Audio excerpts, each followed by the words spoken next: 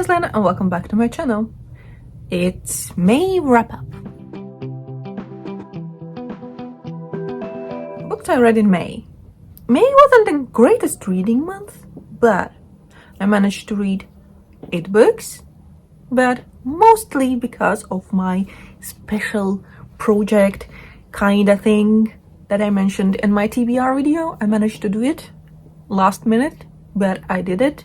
I'm gonna mention it later on, so let's start with the books I read before that. First book I finished was the one I started back in April, and it is Maybe You Should Talk to Someone by Lori Gottlieb. It is about a psychotherapist who is telling the story of her patients and herself going to a therapist, and it is really interesting. I really liked how it's written because it is a bit like a fiction because of the way it's written, even though it is a non-fiction. It is definitely a book that will make you think about your own life because of the things she's talking about her patients, how they struggle with some things, and at the same time how she is struggling herself.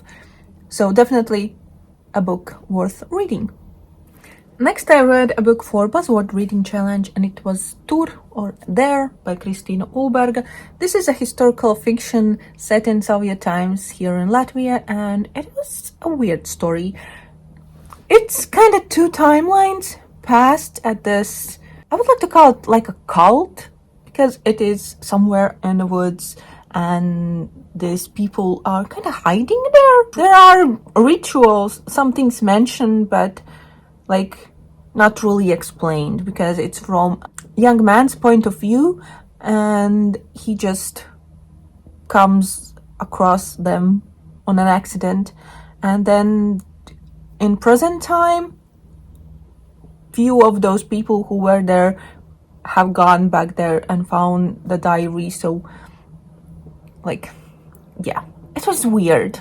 It was a weird story, but yeah, I don't know what else to say. It was weird, set in a kind of a cult kind of thing. I can't say that I enjoyed it, but it was okay. It wasn't that bad. And I read The Invisible Life of Addie LaRue by Lee Schwab.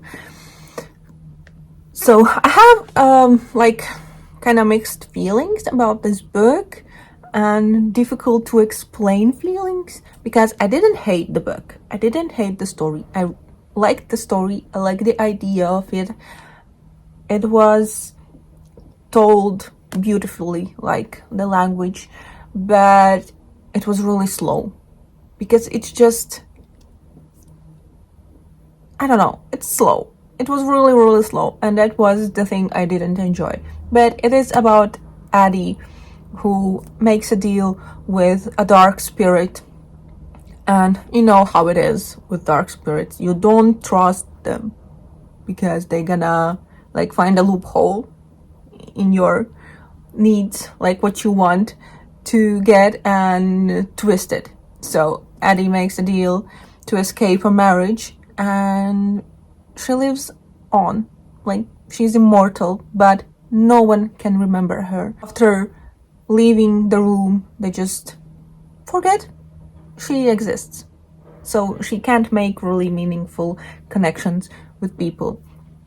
And we look back how she was throughout the years, and then we have 300 years later in New York where she meets a man who remembers her, and they don't understand why, but of course we figure it out what's happening there. But yeah, it was really interesting. Sad for me, like the overall feeling, the undertone of it is sad because Addie is really lonely. Imagine living 300 years without making connections with people, like being on your own. I enjoyed the story. I enjoyed how it was written, but it was really slow. It took me over 2 weeks to read it, and not because I didn't like it, but because it was slow and I got easily distracted. But yeah, that is what I feel about this one. And then my secret project. I read 5 books for it, and I have a vlog that I haven't edited yet as of filming this video, but it should be up by the time you're seeing this. So there will be a link to the vlog. But I read cat books for the vlog, and I'm gonna talk a little bit about it. I don't know how much I mentioned things in the vlog. I haven't edited it yet, but we'll see. So I read All the Possum's book of Practical Cats. These are poems by T.S. Eliot that inspired the musical Cats. And it is poetry. So I don't really go well with poetry, especially in English, but I really liked the illustrations. There are cute cat illustrations in this book. Yeah, and an open page with no cats. Where is an illustration? Look, they are really cute. I enjoyed some of the poems, but there are some words that I don't understand, and some, like, yeah, I don't know how to explain it, but poetry and me, but I enjoyed the illustrations and it being about cats.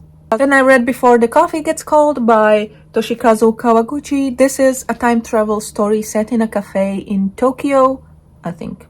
I hope I'm not wrong. Where from one particular spot you can travel in time. And there are 4 time travel stories in this one. I enjoyed it. It was really good. So yeah. Then I read poetry collection that I could understand much more because it's in Latvian and it's by a Latvian author, Ines Zander, and it is Cat on a Piano. And these are poems for kids about cats. It has beautiful illustrations too. I love the end papers of this book. Like, cats. But yeah, really cute children's poetry about cats. I enjoyed it. Then I had a really fun and light-hearted story called Cat Whisperer by Maya Pohodnyeva and Modris Belsis. This is a story about a woman in her 40s. Her kids go on to live their own lives, so she's left alone, and she adopts a cat. And it's her journey, her kind of adventures with the cat and in her life in general. It was fun, but at times the humor and the comical situations felt kind of like forced, for me at least, but it was really lighthearted and fun. And the last book I managed was Cat in the Clouds by Andre Manfeld. This is, I don't know, it's a weird story about a girl who goes on an adventure with a cat. So yeah, it was weird.